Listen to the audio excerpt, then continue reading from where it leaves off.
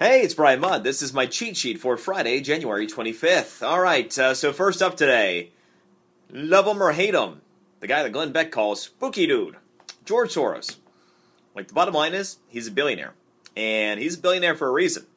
Tends to know what he's talking about when it comes to money, finances, economic policy. I don't agree with many of his positions either. But again, he tends to know a thing or two. So, guess what he was out saying overnight?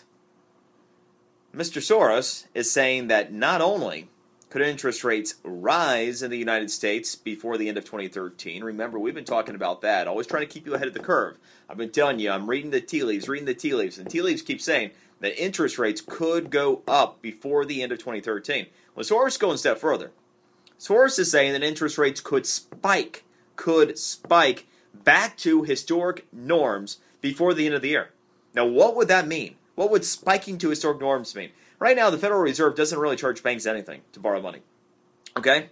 The average Federal Reserve interest rate that they charge banks, historically now, okay, is 5%. So if Soros is right, what he's suggesting is that interest rates could rise by 5 percentage points before the end of the year. You do some math on that. You basically tack on 5% to any loan that you're going to borrow. You know, we have mortgages, for example, at 3.5%. Could you imagine suddenly going over 8%? I know that sounds strange, but the average historic interest rate on a mortgage is just over 8%.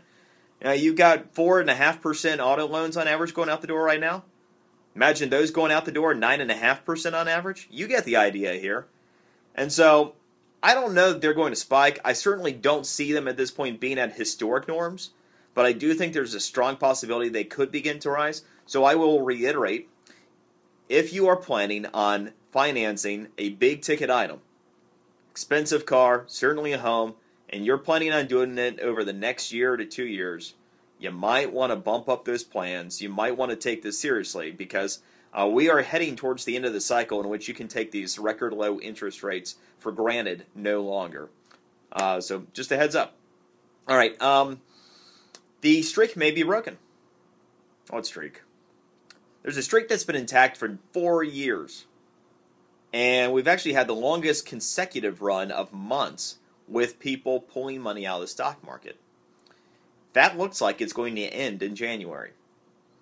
Through the first half of January, we saw about $24 billion by individual investors actually pour into stocks. The 4-year streak that we've been on is that for 4 consecutive years, and nearly every month within those 4 years, we've seen individual investors pull money out of stocks. Even as you've seen the stock market go higher, a lot of that is funded by retirement accounts or international investors coming into the U.S. market. It's not, we've had more than $400 billion over the past 4 years come out of the stock market by just individual investors in individual accounts. So it looks like January could break the streak of record months in which people pull money out of stocks. And maybe 2013 will be the year in which we break the 4-year streak of net negative outflows from stocks by individual investors. All right, so here's today's question. This is actually one that I've been working on for over a week now because it's regarding tax policy, and it's a really important question for this individual and anybody who might face it, and I wanted to make sure I had the latest and good information. The gentleman was asking me if there is a current tax amnesty program available for his business. He said he had heard something about it. He could really make use of it. The news I have is not good. I was trying to get information from the IRS, and I have heard back from the IRS that there was nothing in the fiscal cliff deal that granted amnesty for 2012 taxes, and nothing that was in it for 2013 that would apply to business tax amnesty. Meaning that from a business point of view, you do have to pay your federal taxes. Also, at the state level, I investigated with Florida. We did have in Florida a business tax amnesty program that ran from the summer of 2010, basically through the entire summer, but it was June 2010 through September 30th of 2010. I know and could find no record of any other state business tax amnesty program. So the bottom line is that your tax bill is going to have to be paid.